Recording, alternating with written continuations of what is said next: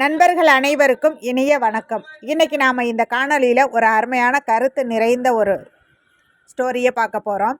விளையும் பயிர் முளையிலே தெரியும் அப்படின்னு சொல்லுவாங்க இல்லையா? அந்த மாதிரி சின்ன குழந்தையா இருக்கும்போது ரொம்ப துருதுருன்னு, ரொம்ப கருத்தாக, ரொம்ப அழகாக, ரொம்ப ஒரு ஆக்டிவாக, ரொம்ப அறிவாக இந்த மாதிரி இருக்கிற குழந்தைங்க எதிர்காலத்தில் ஒரு நல்ல நிலைமைக்கு வரும் அப்படின்னு சொல்லி நிறைய பேர் நாம் சொல்கிறத நாம் பார்த்துருக்கோம், கேட்டிருக்கோம். அந்த மாதிரியான ஒரு கதையை தான் நாம் இந்த வீடியோவில் பார்க்க போகிறோம். இந்த வீடியோவை உங்களுக்கு ஸ்பான்சர் பண்ணுறது எஸ்பிஓ டிஜிட்டல் மார்க்கெட்டிங்.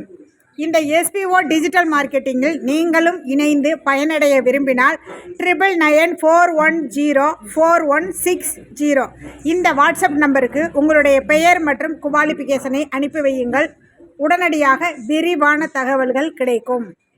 ஸ்கிப் பண்ணாதீங்க. பெரிய தப்பு. தினம் 300 ரூபாய் சம்பாதிக்க அரிய வாய்ப்பு. இன்ஸ்டாகிராம், ஃபேஸ்புக் பயன்படுத்த தெரிந்தால் போதும் content post and content publishing மூலமா தினம் 300 ரூபாய் சம்பாதிக்கலாம். இந்த வேலை செய்ய 5 நிமிடம் போதும். Work training support, group communication support, all language customer live chat support, முக்கியமா சொந்தமா ஒரு பிசினஸ் ஸ்டார்ட் பண்ற அளவுக்கு உங்களால கற்றுக்கொள்ளவும் முடியும், சம்பாதிக்கவும் முடியும். இந்த வேலை வாய்ப்பு வழங்குவது 5 வருடத்திற்கு மேல ரன் ஆகிட்டு இருக்க நம்ம தமிழ்நாட்டு company school of business organisation private limited. மேலும் விவரங்களுக்கு டிஸ்கிரிப்ஷன்ல கொடுத்திருக்க நம்பருக்கு வாட்ஸ்அப் பண்ணுங்க. ஒரு மிகப்பெரிய சோப்பு நிறுவனம், அந்த சோப்பு கம்பெனியில் வந்துட்டு சில நாட்களாக அந்த சோப்பு வாங்குறவங்க நிறையா குறை சொல்கிறாங்க. என்னென்னு கேட்டால், சோப்பே இல்லாமல் கவர் மட்டும் வருது அப்படிங்கிற மாதிரியான குற்றச்சாட்டுகள் அந்த கம்பெனிக்கு வருது.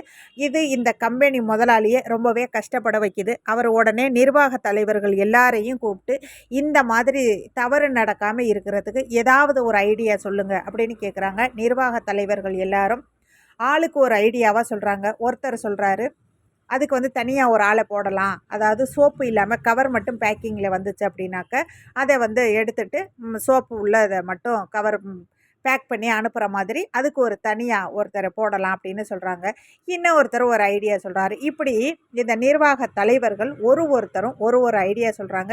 இது அந்த முதலாளிக்கு கொஞ்சம் கூட பிடிக்கல. இன்னும் கொஞ்சம் நல்ல ஐடியாவை சொல்லுங்கள், இன்னும் கொஞ்சம் திங்க் பண்ணுங்கள் அப்படின்னு சொல்லிக்கிறக்காக இப்போ இந்த வேலையில் அங்கே ஒருத்தர் சின்ன பையன் நுழையிறான்.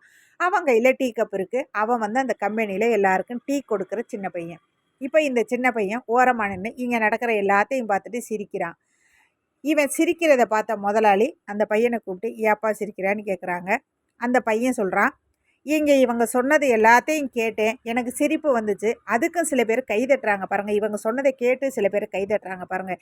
இதையெல்லாம் பார்க்கும்போது எனக்கு சிரிப்பு வந்துச்சுங்க ஐயா, அதனால தான் நான் சிரித்தேன் அப்படின்னு சொல்கிறான். இந்த சின்ன பையனோட பதில் இந்த நிர்வாக தலைவர்களை ரொம்பவே கோபப்பட வைக்குது. உடனே அவங்க எல்லாரும் சொல்கிறாங்க, டேய் நீ இங்கே டீ கொடுக்குற பையன் தானே, உனக்கு என்ன இங்கே வேலை? நீ என்ன ரொம்ப புத்திசாலியா, ரொம்ப அறிவாளியா, நாங்கள் சொல்கிறத பார்த்து சிரிக்கிறியா?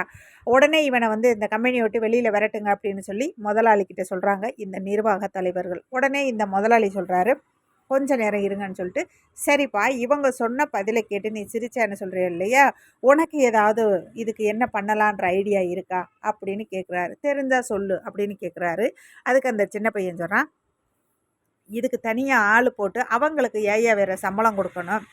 இந்த சோப்பெல்லாம் வந்து கட் பண்ணி பேக்கிங் பண்ணி வந்துக்கிருக்கு இல்லையா, அதுக்கு நேராக ஒரு மிகப்பெரிய ஃபேனை ஒன்று மாட்டுங்க, அதை போட்டு விடுங்க. அந்த ஃபேன் காற்றுல சோப்பு இல்லாமல் கவர் பண்ணி வர்ற அந்த கவரு பறந்துடும், சோப்போடு வர்றது மட்டும் பேக்கிங்க்கு போகும் அப்படின்னு சொல்கிறான்.